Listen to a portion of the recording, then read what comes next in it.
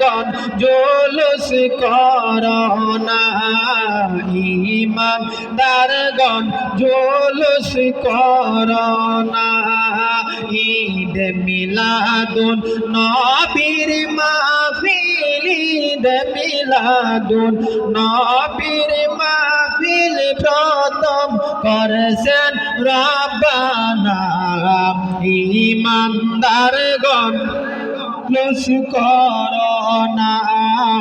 ঈমানদারগণ জুলুস করোনা আশিকরা